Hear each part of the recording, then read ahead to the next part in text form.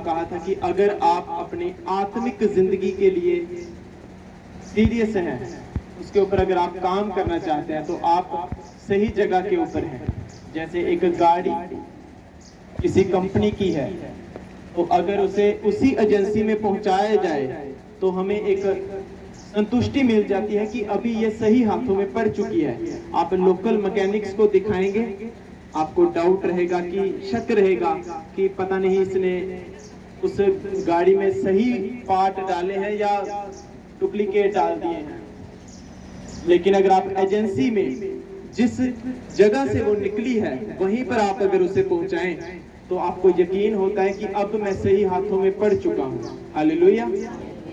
उसी प्रकार अगर आप अपनी आत्मिक जिंदगी के बारे में सीरियस हैं, आप चाहते हैं कि आत्मा में बढ़ना, यदि आप आत्मा में बढ़ते हैं तो शरीर पर आप फतह पाते हैं।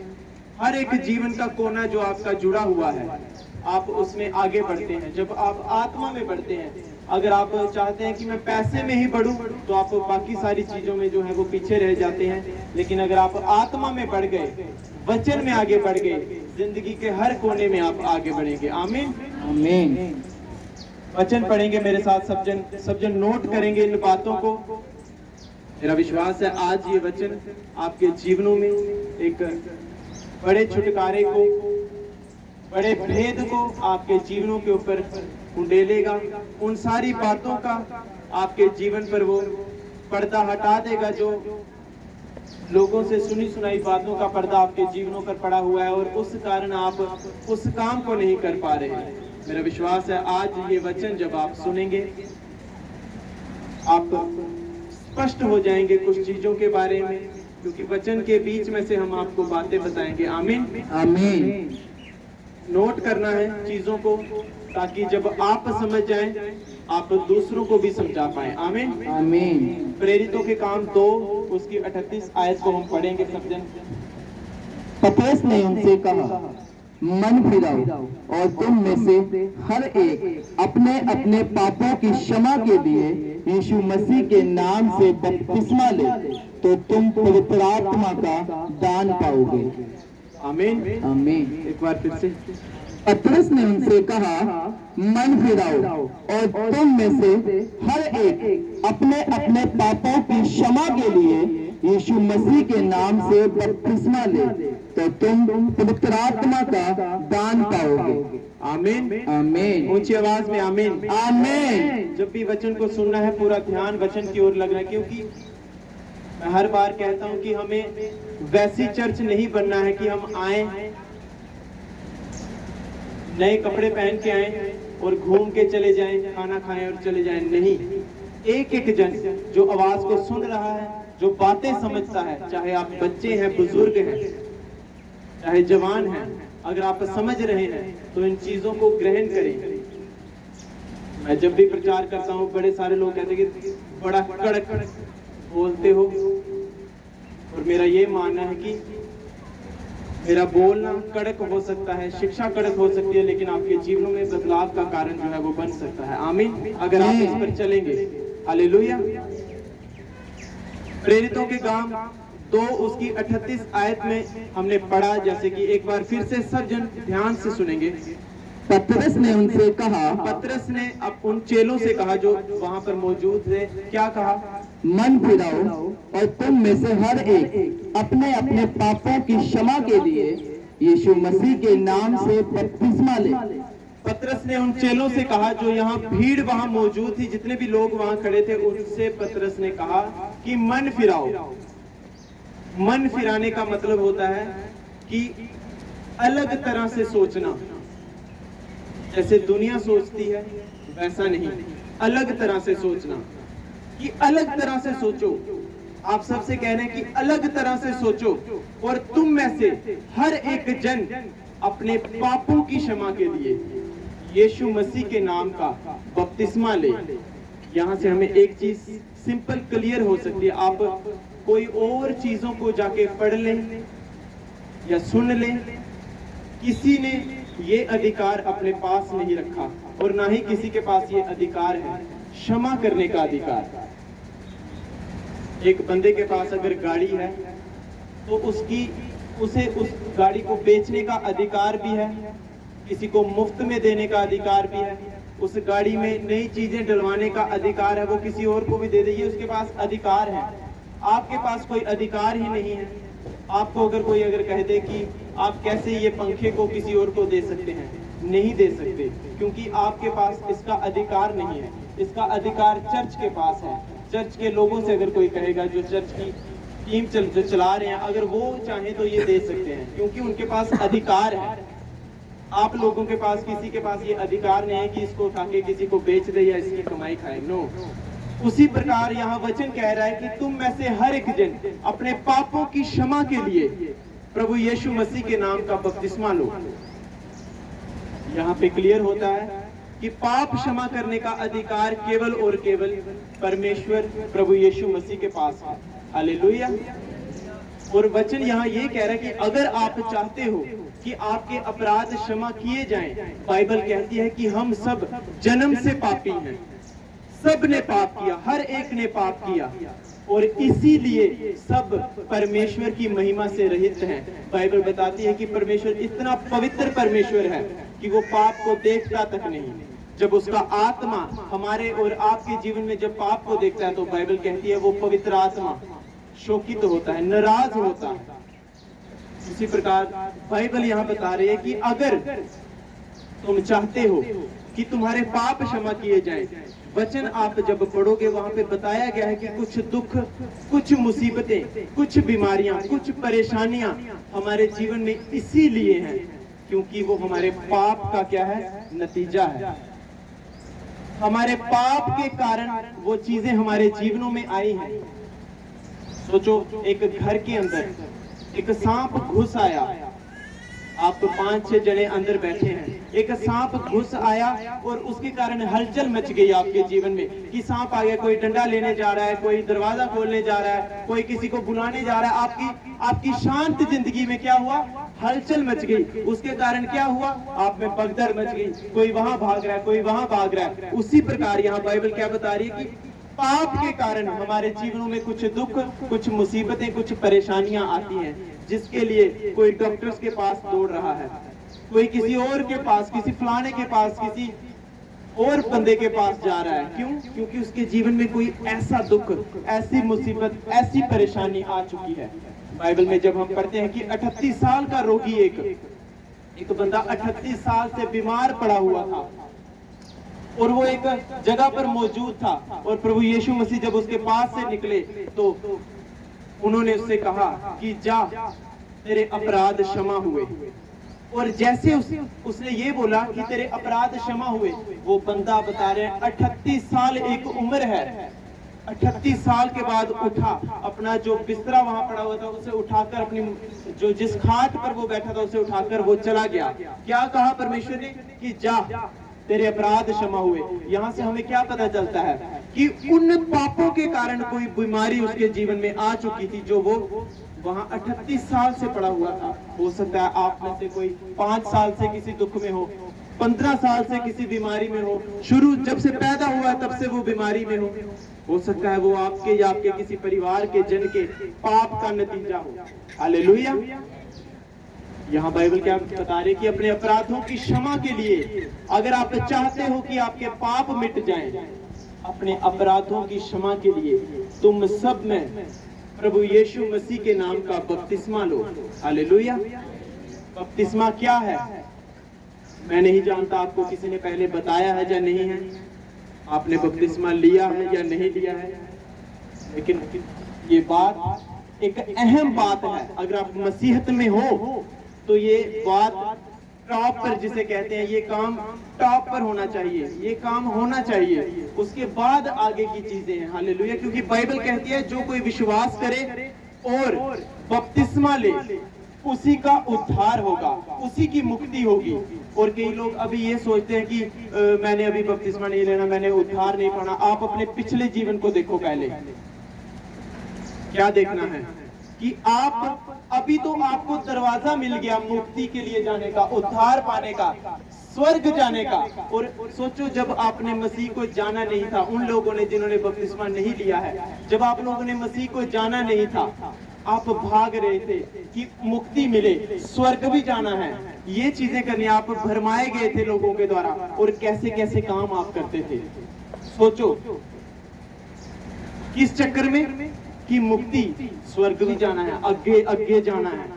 बड़े लोग हैं, सब हैं, हमारे घर वाले, हम खुद ये चीजों में घिरे हुए थे। किस चीज के लिए?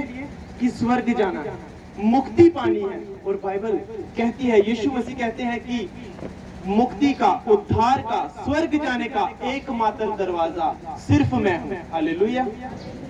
उसके बिना कोई मुक्ति नहीं है। कोई आपको जो मर्जी कह दे कि आप इस बेड़ी के ऊपर चल के जाओ, उसको छतरी दो, उसको घड़ा दो, या उसको कोई पेड़ा खिलाओ, उससे कोई मुक्ति नहीं है। वो आपका एक कर्म है। चलो आप अच्छा कर्म कर रहे हो, किसी गरीब की आपने मदद कर दी, किसी भूखे को आपने खाना खिला दिया, प्यासे को पानी पिला दिया, वो एक कर्म है। बाइबल कहती है कि उसका भी जो है फल सबको मिलता है, आपके किए गए कामों का फल, लेकिन मसीह में। हालेलुया। क्यों? क्योंकि अगर आप अच्छे कर्म करोगे, सोचो एक पापी बंदा जो होता है, एक आतंकवादी जो होते हैं, वो भी तो अपने साथ वाले आतंकवादी की मदद करते हैं। इसका क्या मतलब हो गया कि उसके कर्म अच्छे हो गए? बिल्कुल भी नहीं। बाइबल कहती है मसीह में रहकर जो आपने काम किए उसके वचन के अनुसार, वही आपके कामों को, आपके अच्छे कर्मों को गिनता है। हालेलुया। तो यहाँ हम क्या सुन रहे हैं कि जो कोई अपने अपराधों की क्षमा चाहता है, सोचो अपने जीवन की ओर मुड़कर देखो, क्या दुख है, क्या परेशानी है, क्या बीमारी है, कहीं वो मेरे पाप के किसी नतीजे के कारण तो नहीं है? अगर है तो आज मौका है इस वचन को सुनने का, इस वचन पर चलने का, कि अगर आप अपने पापों की क्षमा चाहते हैं, बपतिस्मा मोस्ट इंपॉर्टेंट, सबसे जरूरी, परमेश्वर प्रभु यीशु मसीह के नाम का बपतिस्मा। आप में से बपतिस्मा होता है कि समाना, किसी में समा जाना। जैसे पानी, आपने रूह अफ़ज़ा पिया, वो रूह अफ़ज़ा और पानी एक दूसरे में समा गए और उसका रंग जो है उसके ऊपर चढ़ गया। बपतिस्मा भी यही है कि समाना, किसमें? यीशु में। अपने आप को क्या करना है? आपने पढ़ा वचन कि जो कोई अपराधों की क्षमा चाहता है, आपने बपतिस्मा लेना है। मन बना लो कि परमेश्वर, मैं अपने पापों से आज तौबा करता हूँ, क्षमा मांगता हूँ। एक रबर चली है जो पेन की लिखी हुई स्याही को भी मिटा देती है, उसी प्रकार परमेश्वर प्रभु यीशु मसीह ही है जो हमारे गुनाहों को मिटा सकता है, क्योंकि उसके लिए उसने अपना, परमेश्वर ने कीमती लहू जो है वो बहाया। वो लहू हमें पाक साफ करता है, वो जड़ के ऊपर अटैक करता है, पाप की जड़ के ऊपर अटैक करता है, उसे सदा के लिए नाश करता है। आप बाकी कोई कहे कि ये अपराध क्षमा, वो आपके पत्ते, वो पेड़ के पत्ते काट रहे हैं और पत्ते फिर से उग जाते हैं, वो टहनियां फिर से लहराती हैं, लेकिन यीशु मसीह का लहू है जो पाप की जड़ के ऊपर सीधा अटैक करता है और उसे जड़ से खत्म करता है, आपको एक नया जीवन देता है। आमीन। क्या करना है? अपने अपराधों की क्षमा मांगनी है, परमेश्वर प्रभु यीशु मसीह के नाम का बपतिस्मा लेना है। बपतिस्मा क्या? यीशु में समाना, अंगीकार करना, परमेश्वर मैं अपने पापों से तौबा करता हूँ, जो गलती गुनाह मुझसे हुए हैं आज मुझे क्षमा कर, मैं अपने उस पुराने जीवन को खत्म करता हूँ। कैसे? जब आप जल के बीच में जाते हैं, पानी के बीच में जाते हैं, अपने आप को बीच में समा देते हैं, उसका मतलब क्या है? जब आप खड़े हैं, जब आप पानी के अंदर जाते हैं, बाइबल बताती है कि आप अपना पुराना मनुष्य, जो आप पुराने जीवन में थे, जो आप पुरानी जिंदगी में जो काम करते थे, आज आप उसे मार रहे हो और दफन हो रहे हो। यीशु मसीह जैसे कब्र में दफना दिए गए, उसी प्रकार आज आप दफन हो रहे हो। आपका पुराना जीवन खत्म हो रहा है और जब आप उससे बाहर निकलते हो, बाइबल बताती है एक नया मनुष्य आता है, आत्मा में जन्मता है, वो आत्मा में जन्मता है। शरीर आपका वही रहेगा, ये नहीं कि आपका कोई रंग रूप बदल जाएगा, शरीर आपका वही रहेगा, लेकिन एक चीज आपको गिफ्ट के रूप में मिलती है जो बाइबल बयान करती है कि जैसे आप बपतिस्मा लेते हैं, पवित्र आत्मा, सहायक, मददगार आपको मिलता है, जो क्या करता है, आपको परमेश्वर के वचन की बातें सिखाता है, समझाता है कैसे चलना है, हर एक बात को आपको स्मरण कराता है, याद दिलाता है। आप बड़ी जगहों पर घूमने जाते हो, आपको कई चीजों का पता नहीं होता कि ये क्या है, ये बिल्डिंग क्यों बनी, ये नहर यहाँ पे क्यों है, कैसे आई। वहां पे जब आप जाते हो एक गाइड मिलता है, वो 200-300 रुपए लेता है, फिर वो आपके साथ साथ चलता है, फिर वो बताता है कि ये बिल्डिंग उस राजे ने बनाई थी, क्यों बनाई थी, किसी की याद में बनाई थी, यहाँ पे लड़ाई हुई थी। वो आपको बातें बताते जाता है, लेकिन वो गाइड भी आपको कुछ ही समय के लिए मिला है। जब आप उस सफर से बाहर, तो वो गाइड छोड़ के गया। लेकिन बाइबल बोलती है जब आप बपतिस्मा लेते हो, पवित्र आत्मा आपको गिफ्ट के रूप में मिलता है, और वो वायदा करता है कि अब मैं तुझे कभी ना छोड़ूंगा, कभी ना त्यागूंगा, और तुझे परमेश्वर में कैसे चलना है मैं तुझे सिखाऊंगा। आप जब वचन को पढ़ते हैं, आप देखो, आप गलत काम करोगे, कोई भी आपको एक आवाज आती है कि ये रॉन्ग है, वचन के हिसाब से रॉन्ग है। वो कौन है? पवित्र आत्मा है, जो आपके साथ चल रहा है, जो आपको बता रहा है कि ये बात गलत है, करना ना करना आपकी मर्जी है। वो आपको स्मरण कराता है, वो आपको बताता है कि अब कैसे करना है, क्या चीज करनी है। बड़ी बार ऐसे होता है कि पवित्र आत्मा हमें कुछ और चीजें कहता है करने के लिए, लेकिन हम अपनी मर्जी से कुछ और करते हैं, और उसका रिजल्ट फिर हम अपनी लाइफ में देखते हैं। हालेलुया। क्या करना है? बपतिस्मा लेना है। कोई आपके शरीर के ऊपर उसका निशान नहीं पड़ता, जैसे हम बाकी जगहों पर देखते हैं कि अगर आप उस जगह में चले गए तो आपके शरीर में किसी चीज को पहना दिया जाएगा, या कोई कट लगा दिया जाएगा, या किसी भी प्रकार का निशान। ऐसा कुछ नहीं होगा। आत्मा में आप जन्मते हैं नए, और बाइबल कहती है जो आत्मा और जल से जन्मता है। आत्मा क्या?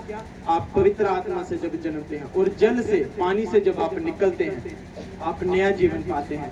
फिर आप उसके साथ जाने के लिए एकमात्र जो द्वार है स्वर्ग का, बाइबल कहती है आप एक टिकट जो है आपने पाली। बपतिस्मा एक टिकट है, आपको टिकट मिल गई, आप परमेश्वर के राज्य में अब प्रवेश कर सकेंगे। बड़े सारे ऐसे लोग हैं, आप चर्च में आए हैं, क्या कई बार क्या होता है, बंदा स्कूल में जा रहा है, एक भाई स्कूल में जा रहा है, तो घर वाले उसके छोटे भाई को भी स्कूल में साथ भेज देते हैं, महीना 2 महीना जाते रहते हैं। स्कूल वो जाते हैं, पढ़ते भी हैं, लेकिन उसको सर्टिफिकेट नहीं मिलता। क्यों नहीं मिलता? क्योंकि उसकी एडमिशन नहीं हुई है, उस स्कूल में उसका दाखिला नहीं हुआ है। उन सारी जो स्कूल एक बच्चे को सहूलियतें देता है, जो एक स्कूल बच्चे को सहूलियत देता है, उसको सर्टिफिकेट, उसके पास होने के कार्ड, उसको वर्दी, यूनिफॉर्म, उसका आइडेंटिटी कार्ड कुछ नहीं देता। हाँ, वो कहते हैं चल कोई बात नहीं, आ रहा है तो बैठे रहे, कोई बात नहीं, चीजें तो सुनते जा, समझते जा। लेकिन क्या उसको चीजें नहीं मिलती, जो उस राज्य की अच्छी चीजें हैं वो उसको नहीं मिलती। तब तक नहीं मिलती जब तक उस स्कूल में उसने एडमिशन नहीं ली, दाखिला नहीं लिया। और परमेश्वर का राज्य भी ऐसा ही है, जब तक बाइबल कहती है आपने बपतिस्मा नहीं लिया, आपको ना तो पवित्र आत्मा मददगार मिलता है, ना ही आप उसके राज्य के वारिस बन सकते हैं। हालेलुया। मरकुस 16 और उसकी 16 आयत को हम पढ़ेंगे। बपतिस्मा जरूरी है। आज चर्च भवन में बपतिस्मा है, मेरे ख्याल से आज आपको ये मैसेज देना जरूरी है। जो बपतिस्मा लेना चाहते हैं, आज इस वचन को ध्यान से सुने, कोई जोर जबरदस्ती नहीं है। वचन को सुनना है, ग्रहण करना है, समझ में आया, आज ही बपतिस्मा लें। हालेलुया। मरकुस 16 उसकी 16 आयत को हम पढ़ेंगे। जो विश्वास करे और बपतिस्मा ले, उसी का उद्धार होगा, परंतु जो विश्वास ना करेगा वह दोषी ठहराया जाएगा। हालेलुया। वचन जहाँ कह रहा है जो विश्वास करे और बपतिस्मा ले, सिर्फ उसी का उद्धार होगा, उसी का उद्धार होगा भाई, उसी को मुक्ति मिलेगी। जो विश्वास ना करेगा वो दोषी ठहराया जाएगा। आप सोच रहे हो दोषी क्यों, गुनहगार क्यों? क्योंकि आप सबने वचन सुन लिया है कि जो विश्वास करेगा, बपतिस्मा लेगा, उसी का उद्धार होगा। कल को जब परमेश्वर हमें लेने आएंगे और पूछेंगे भाई क्या बात, बपतिस्मा क्यों नहीं लिया, आप ये नहीं कह सकते तब कि मुझे पता नहीं था। अच्छा, तो चर्च किस लिए जाता था? वहां पे प्रचार तो हुआ था भाई बपतिस्मे के बारे में, तूने तो जानबूझकर नहीं लिया। आप किसी पर तब दोष नहीं लगा सकते कि मुझे किसी ने बताया नहीं। चलो तुझे किसी ने बताया नहीं, क्या मेरा पवित्र कलाम तेरे पास नहीं था? क्या बाइबल तेरे पास नहीं थी? क्या तूने इसमें पढ़ा नहीं था कि बपतिस्मा लेना जरूरी है? तूने तो अपने पापों से मन फिराया ही नहीं। बपतिस्मा लेना बड़ा जरूरी है। अगर आप चर्च में मौजूद हैं, कुछ बंधन हो सकता है आपके बपतिस्मे लेते ही खुल जाएं। और बाइबल इसीलिए कह रही है कि जो बपतिस्मा ना ले वो दोषी ठहराया जाएगा। वो उन लोगों के लिए जिन्होंने ये वचन सुन लिया, जैसे आपने आज सुन लिया है। हालेलुया। यूहन्ना 3 उसकी 5 आयत को अब हम पढ़ेंगे। बपतिस्मा बड़ा जरूरी है और मैं चाहता हूं कि आप प्रार्थना के लिए ना आए कि मेरे सर पर हाथ रख दिया जाएगा और मैं पता नहीं क्या बन जाऊंगा। कुछ नहीं होगा जब तक आप अपने पापों से मन फिराएंगे नहीं, बपतिस्मा नहीं लेंगे। मैं कहता हूं आप परमेश्वर के दास के हाथों के नीचे 10 घंटे बैठे रहो, आपके जीवन में बदलाव 1% भी नहीं होगा, 1% भी नहीं होगा। मत ये सोचे कि कोई बात नहीं, मेरे ऊपर हाथ रख दिया तो मैं बड़ा काबिल। आप ही में से लोग हैं जिनके ऊपर एक संडे 5 बार प्रार्थना होती है। क्या बदलाव है आपके जीवनों में? मुझे कुछ नहीं दिखता, ना ही चर्च को दिखता है। आप उल्टा पीछे चले गए। सोचो, अब आप सोचो कि हाथ रखाने की सामर्थ्य है, लेकिन किसके लिए है? जिसने मन फिराया है, जो तौबा के मूड में है। ये नहीं है कि यहां से निकले। मैंने देखा गेट के यहां बंदे बैठे बड़ी जोश के साथ, बड़े मन के साथ, और उनको देख के ऐसा लगा क्या बात। और वो किसी से जब बात भी करते हैं, क्या बात है, बंदा दूसरा बंदा सोचता है यार बड़ी नॉलेज है इसको मसीह के बारे में। गेट के बाहर ही सूटा पीढ़ी। सोचो, एक्टिंग। ऐसा नहीं बनना है। तभी मैं कह रहा हूं, मैं किसी चीज के विरोध में नहीं हूं, मैं आप ही की आत्मिक उन्नति के लिए बात कर रहा हूं। आप चर्च में इसलिए ना आए कि मेरे ऊपर हाथ रख दिया जाएगा तो मेरी चंगाई आ जाएगी, छुटकारा आएगा उनके लिए जो वचन पर चल रहे हैं, जो वचन को समझ रहे हैं, जो प्यास रखते हैं परमेश्वर में आगे बढ़ने की। सोचो, आपने यहाँ से बाहर निकलते ही सोचा है कि मैंने किसी को फोन करना है, अपने बंदे को फोन करना है, अपनी गर्लफ्रेंड को, अपने बॉयफ्रेंड को फोन करना है, और आप सोच रहे हैं कि प्रार्थना भी हो जाए मेरे ऊपर और मैं अच्छा जीवन भी जी लूंगा। मन फिराना पड़ेगा, पहले तौबा करने पड़ेगी। ऐसे ऐसे बंदे हैं, ऐसी ऐसी लेडीज हैं। बाइबल कहती है कि अगर आप शादी के बाद भी किसी के साथ अफेयर में हैं, किसी और गैर मर्द के साथ, गैर औरत के साथ संपर्क में है, संबंधों में है, व्यभिचार में है, उसका बड़ा भयानक जो असर है आपके जीवनों के ऊपर है। एक बार मौका मिलने के ऊपर भी आप फिर से, बाइबल कहती है कि ये वचन उन लोगों के लिए है, तौबा कर ली, बपतिस्मा ले लिया, फिर से उधर उनके ऊपर बाइबल कहती है, ये कहावत बड़ी अच्छी बैठती है कि कुत्ता अपनी उल्टी की ओर और नहलाई हुई सुअरनी अपने कीचड़ की ओर दोबारा वापस चली जाती है। ध्यान रखना है, कदर करनी है, परमेश्वर से जोर मांगना है, बल मांगना है, इस चीज से मुझे बाहर निकाल, सामर्थ्य दे, ग्रेस दे प्रभु। तेरे राज्य में आगे बढ़ना चाहता हूँ, तेरे नाम में आगे बढ़ना चाहता हूँ। बपतिस्मा, जितने लोग नए बैठे हैं जिन्होंने बपतिस्मा नहीं लिया, आप लें या ना लें आपकी मर्जी है, लेकिन हमारा फर्ज है आपको बपतिस्मा के बारे में बताना, क्योंकि ये एकमात्र ऐसी, आप पिक्चर देखना चाहते हैं और थिएटर में आपने जाके टिकट नहीं ली, आप कैसे पिक्चर देख सकते हो? आवाज सुन सकते हो बाहर से, दरवाजों के बाहर, वो भी नहीं आती। उसी प्रकार आप चर्च में मौजूद तो हो, बैठे तो हो, आपने बपतिस्मा ले ही लिया, बड़ी सारी आशीषों से आप वंचित हो, रह चुके हो। एकमात्र स्वर्ग जाने के उद्धार के दरवाजे को आप बाहर खड़े हो, सिर्फ अंदर नहीं हो। आप सिर्फ खड़े रहोगे, पता नहीं किस चीज का वेट कर रहे हो, मेरी पहले चंगाई हो जाए, छुटकारा हो जाए। तो आप उसी का वेट करते रहोगे। आप देखेंगे पीछे से लोग आ रहे हैं बपतिस्मा लेके, वो अंदर एंट्री करे जा रहे हैं और आप वहीं पर देख रहे हैं। और एक दिन ऐसा आएगा उस दरवाजे को अंदर से कुंडी लग जाएगी, फिर आप खटखटाओगे, खोलो भाई खोलो, नहीं खुलेगा तब वो दरवाजा। आज मौके हैं, आज आपने इस वचन को सुन रहे हैं, आपके उद्धार का एक कारण है बपतिस्मा। मैं कह रहा हूं, आप ये मत सोचें कि मैं अभी इस पाप में हूं या मैं इस गुनाह में, उस गलती में हूं, पहले मैं इसे छोड़ूंगा फिर मैं बपतिस्मा लेता हूं। अच्छी बात है, लेकिन याद रखें, अपनी मर्जी से अगर हम सब कुछ कर सकते हैं तो परमेश्वर की क्या जरूरत है?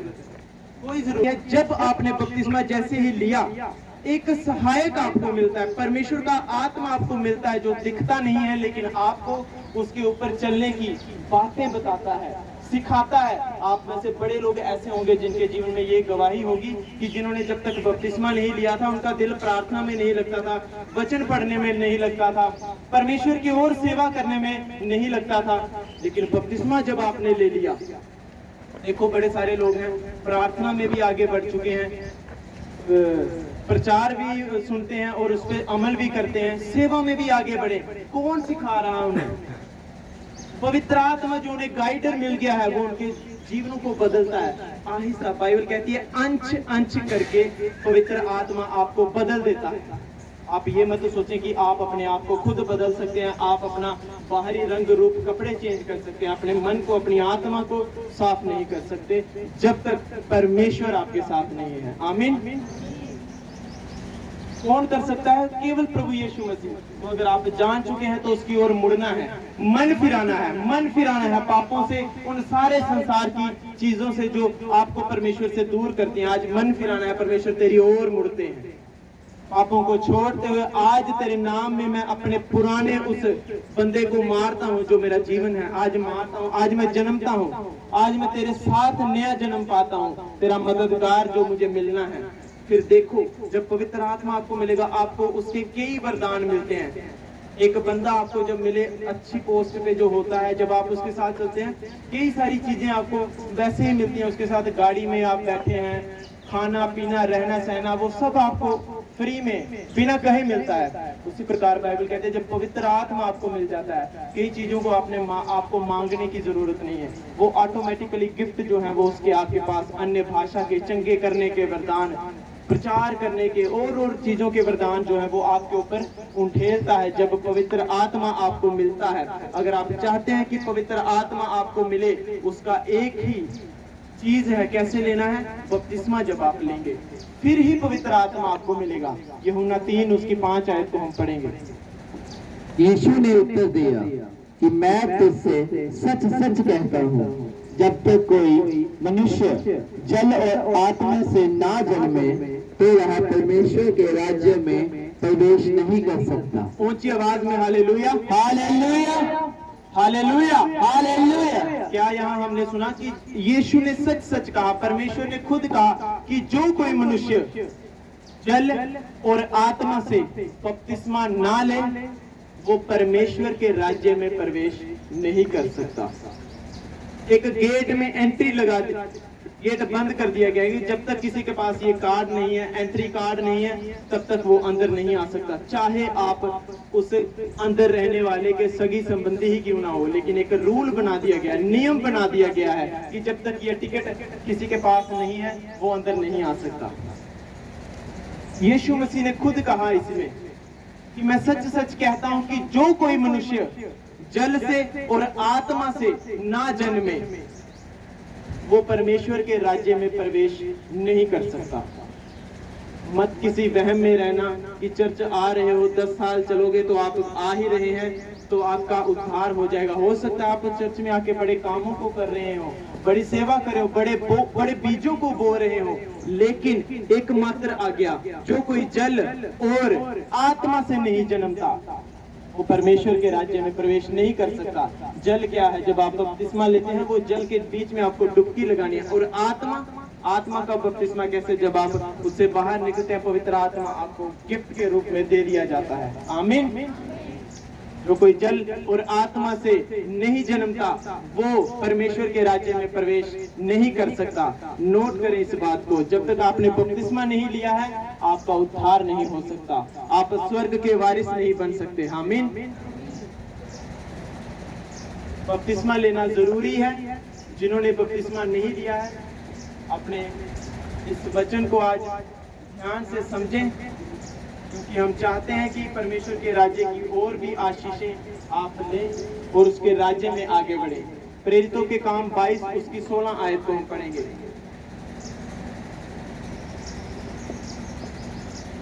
Hallelujah, hallelujah.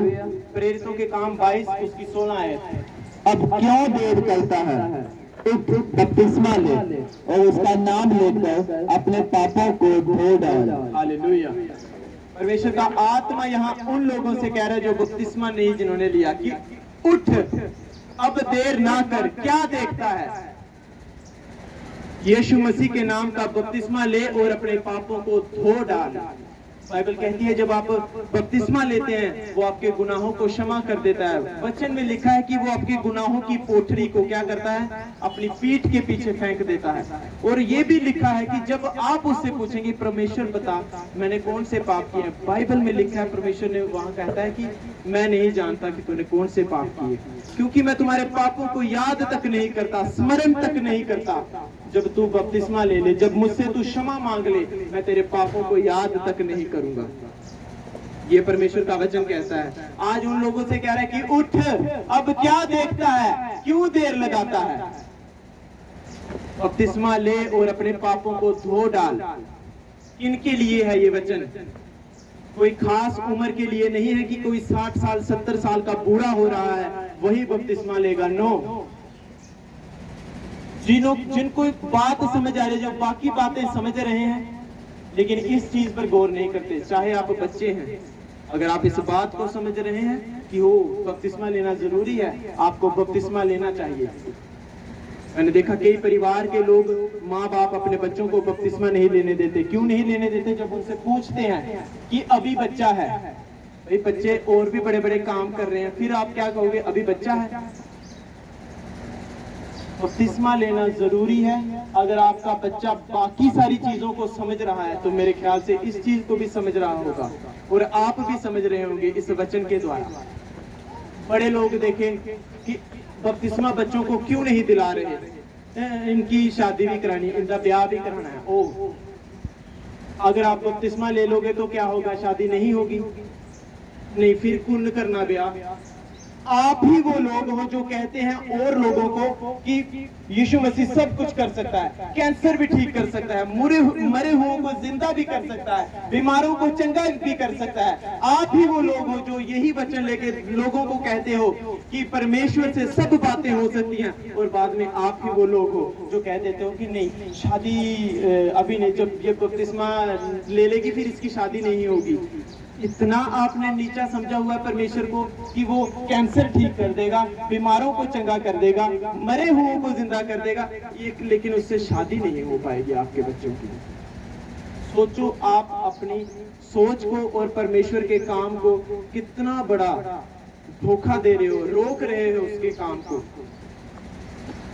अगर बच्चों को बपतिस्मा दिला दिया तो इनकी शादी नहीं होगी, फिर वो कैंसर कैसे ठीक करेगा, मरे हुए को कैसे जिलाएगा? जिस आस को लेकर आप परमेश्वर के भवनों में बैठे हो वो कैसे होगा जब वो इतना, आपने उसे एक जगह पे खड़े होके इतना बड़ा बता दिया कि वो सब कुछ कर सकता है, ये भी कर सकता है, वो भी कर सकता है, और एक जगह पे बिल्कुल नीचा कर दिया। ब्याह नहीं होने है परमेश्वर को, ब्याह नहीं कराई सकता हो। सोचो, ऐसे लोग हैं। आप अपने आसपास देखो, सोचो, मैं हैरान होता हूं। आप सोचो कि टेढ़े मेढ़े लोग हैं जो कोई काम तक नहीं करते, वेलों के भी वेले हैं, लोगों से पैसे मांग के काम चला रहे हैं, काम भी उन्हें करने की जरूरत नहीं, करना भी नहीं चाहते।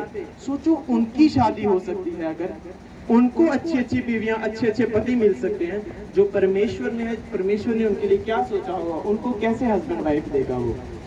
आमीन। नहीं यकीन होता, देख लो आप अपने मोहल्ले में देख लो, ऐसे टेढ़े मेढ़े लोग हैं जिनको बात तक नहीं करनी आती, जो नहाते तक नहीं है, बदबूदार हैं, जो बड़े सारे लोग हैं। मैं आप बता दूं, नाम नहीं लूंगा, ऐसे ऐसे लोग हैं, उनके बालों को आप ऐसे करो सिर्फ मिट्टी निकलती है। उनकी भी शादी होगी, उनके भी बच्चे हैं, शादी भी हो जाएगी, बच्चे भी होंगे, हर एक चीज होगी, लेकिन बपतिस्मा लेना जरूरी है। आमीन। प्रेरितों के काम 19 उसकी 5 और 6 आए। परमेश्वर के दास अभी पहुंचे नहीं है, तो मैं चाहता हूं आपको ये जितना डीप वचन बपतिस्मा के बारे में मिल जाए उतना ही बेहतर है। क्यों? क्योंकि आप लोगों को भी बता सको।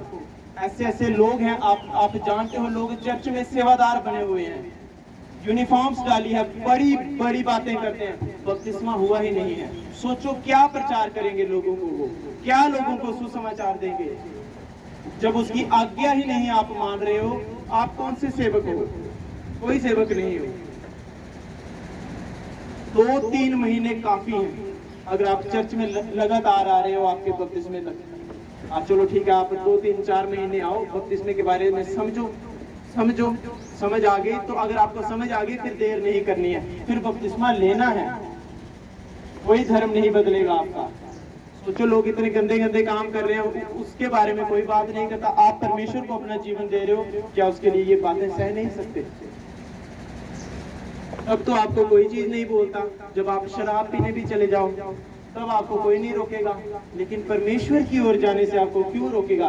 क्योंकि वो शैतानी ताकतें हैं, वो जान जाती हैं कि ये परमेश्वर की ओर मुड़ गया है, अब इसका उद्धार निश्चय है, इसके परिवार में इसके द्वारा छुटकारा, इसके मोहल्ले में इसके द्वारा छुटकारा, चंगियाइयां, बरकतें, आशीषें, इसके द्वारा लोग जान जाएंगे कि ये परमेश्वर को जानता है और इसके द्वारा और रूहें बचेंगी। वो गंदी ताकत ऐसी है जो आपको उसके राज्य में आगे बढ़ने नहीं देती। Hallelujah, hallelujah. बपतिस्मे की ओर आज ध्यान दें। बातें आपको चुभे, कड़क लगे, लेकिन मैंने पहले कहा कि मेरी बातें, मेरी बोली गई यहाँ चीजें आपको कड़क लग सकती हैं कि ये क्या हमारे बारे में बोल। मैं किसी के बारे में नहीं, मैं पूरी कलीसिया के बारे में आपको आत्मिक आपकी उन्नति के लिए ये चीजें बता रहा हूँ, किसी को खुश करने के लिए नहीं। नो, परमेश्वर की नजरों में अच्छा और उसके वचन को सही तरीके से पेश करने के लिए मैं आपको बता रहा हूँ कि कल को परमेश्वर जब आपको पूछे कि इस चीज के बारे में आपने क्यों नहीं किया, आप ये ना कह सको कि उस चर्च में भाई हमें इस चीज के बारे में बताया नहीं गया। आपकी आत्मिक उन्नति इसी से जुड़ी है कि आप परमेश्वर की ओर मुड़ते जाएं और आत्मिक उन्नति करती जाएं, और उसके साथ साथ आपके बाकी सारे रास्ते भी जो है वो क्लियर होते जाएं। परमेश्वर के दास ने आत्मा में मुझसे कहा कि अपनी चर्च में बड़ी सख्ताई रखनी है। मैंने कहा मैं पहले से बड़ी चीजें सख्ताई में रखता हूँ, नहीं और चीजें करनी है सख्ताई में, करेंगे। क्योंकि इस चर्च को परमेश्वर का भवन बनाना है ताकि लोग आपको भी जब देखें, वो केवल हमें ना देखें, आपको भी जब देखें वो प्रशंसा करें परमेश्वर की, किसी बंदे की नहीं, परमेश्वर की वाकई यार परमेश्वर के वचन पर चलने वाले ये लोग अच्छे हैं, उसकी सेवा में बढ़ने वाले लोग अच्छे हैं। मैंने देखा है बड़े सारे लोग ऐसे हैं जो सीरियस नहीं है। परमेश्वर का प्रकोप आप पर आ सकता है, समय है मन फिराने का, उस संसार की बातों से अलग होने का जो आपको निंदाओं में, चुगलियों में, गंदगी में डालता है। आमीन। प्रेरितों के काम 19 उसकी 5 और 6 आए। ये सुनकर उन्होंने तब यीशु के नाम का बपतिस्मा लिया, और जब पौलुस ने उन पर हाथ रखे तो उन पर पवित्र आत्मा उतरा और वे भिन्न भिन्न भाषा बोलने और भविष्यवाणी करने लगे। आमीन, आमीन। अब आपने सुना वहां पे फिर क्या हुआ? ये सुनकर जो मैंने आपको भी बातें बताई, ये सुनकर उन्होंने क्या किया? ओ शिट, उन्होंने कहा भाई बपतिस्मा लेना है, उठे, उन्होंने बपतिस्मा लिया। फिर क्या हुआ? और जब पौलुस ने उन पर हाथ रखे तो उन पर पवित्र आत्मा उतरा और वे भिन्न भिन्न भाषा बोलने और भविष्यवाणी करने लगे। आमीन।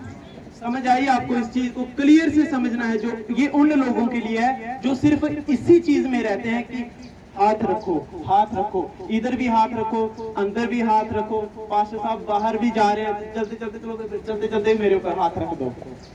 किस चीज में आप फंसे हुए हो? मुझे देखो, ये हमारी टीम देखो, मुझे नहीं लगता कि हमारे ऊपर 10 बार भी ले हैंड हुआ होगा, 10 बार भी हाथ रख के प्रार्थना हुई होगी। तो इसका क्या मतलब है कि हम आत्मा में गिरते जा रहे हैं या उसके वचन को समझ नहीं पा रहे हैं।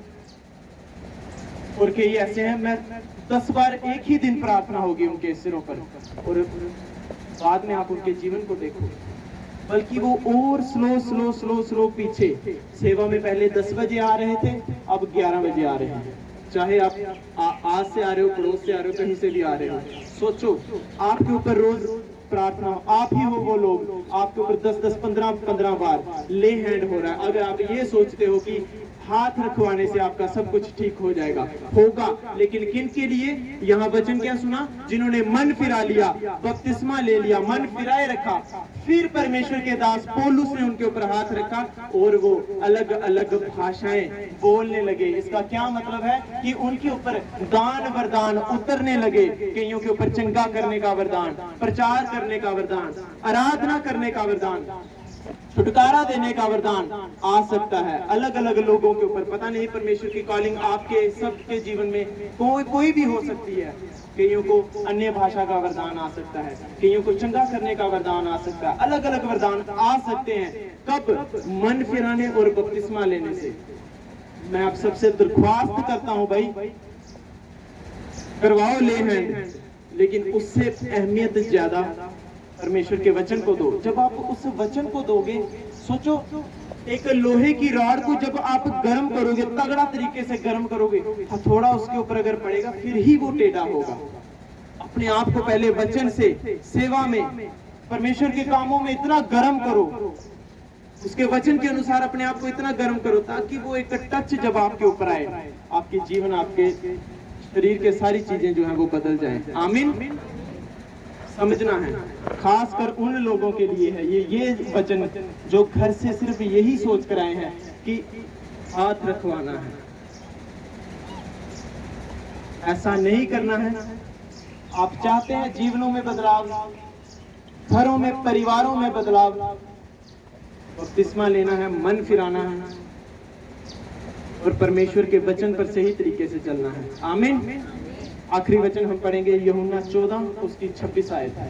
परंतु सहायक अर्थात पवित्र आत्मा जिसे पिता मेरे नाम से भेजेगा, वह तुम्हें सब बातें सिखाएगा और जो कुछ मैंने तुमसे कहा है वह सब तुम्हें स्मरण कराएगा। Hallelujah, hallelujah. यहाँ पे अभी क्या कहा गया कि सहायक, मददगार तुम्हें फिर दिया जाता है जब तुम बपतिस्मा लोगे।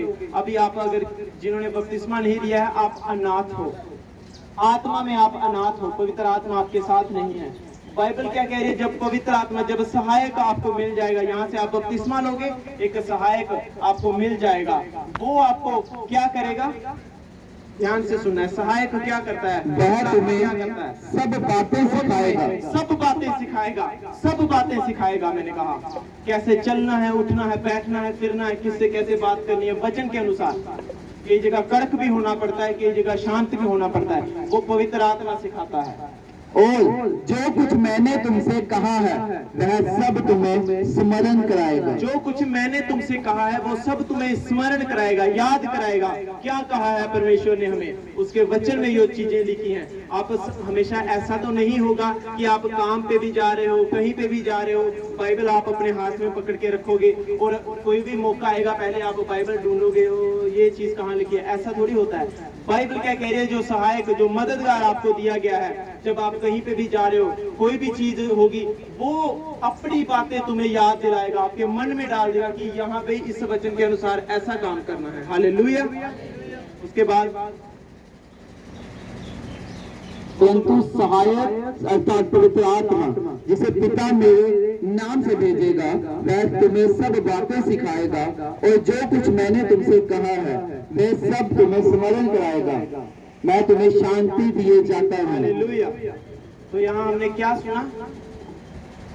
बपतिस्मा लेने के बाद ही पिता यीशु के नाम से आपको पवित्र आत्मा जो है सहायक के रूप में देता है। मत कोई सोचे कि जिसने किसी ने बपतिस्मा नहीं लिया और वो यहाँ बड़ा जोश में आ गया है, वो पवित्र आत्मा का एक जस्ट टच है, उसके अंदर समाया नहीं है, क्योंकि परमेश्वर अपने वचन से बाहर होकर काम नहीं करता। अगर वो कर गया तो वो परमेश्वर थोड़ी है। कैसे काम करेगा पवित्र आत्मा? आपको कब मिलेगा? जब आपने बपतिस्मा ले लिया है, उसके बाद उसी वक्त तुरंत जैसे आप जल से बाहर आएंगे, पवित्र आत्मा आपको गिफ्ट के रूप में दे दिया जाएगा। कोई लोग महसूस कर पाएंगे, कई नहीं कर पाएंगे, लेकिन आप देखेंगे जब आपने बपतिस्मा ले लिया, आने वाले जीवन, आने वाली जिंदगी में, आने वाले दिनों में अपने बदलाव को कैसे, क्योंकि एक सहायक आपको दे दिया है जो जबरन परमेश्वर के वचन के ऊपर आपको चलाएगा। हालेलुया। आज चर्च भवन में बपतिस्मे हैं। मेरे ख्याल से बपतिस्मे के बारे में अब आप सब जान चुके हो। फैसला आपका है कि बपतिस्मा लेना है या नहीं लेना है। वचन आपको गहराई से मिल गया है, क्योंकि उसके राज्य में अगर प्रवेश करना है बपतिस्मा जरूरी है। आप 20 साल 30 साल चर्च आते रहो, बपतिस्मा आपका नहीं हुआ, आप आत्मा में अभी पैदा ही नहीं हुए, अभी तक आप गर्भ में पड़े हुए हो। बपतिस्मा लोगे तो आप जन्मोगे, एक दिन के होगे, एक महीने के, साल के, बढ़ते जाओगे, चीजें आती जाएंगी। हालेलुया। अंगीकार करेंगे सब जन आंखों को बंद करते हुए। यीशु मसीह, मैंने तेरे वचन को सुन लिया है, समझ लिया है, मुझे जोर दे, मुझे बल दे कि मैं तेरे इस वचन को पूरा करने पाऊं। मैं मन फिराता हूं, तौबा करता हूं और बपतिस्मा लूंगा मैं तेरे नाम में पिता, और तुझे महिमा दूंगा। यीशु के नाम में हम मांगते हैं, आमीन।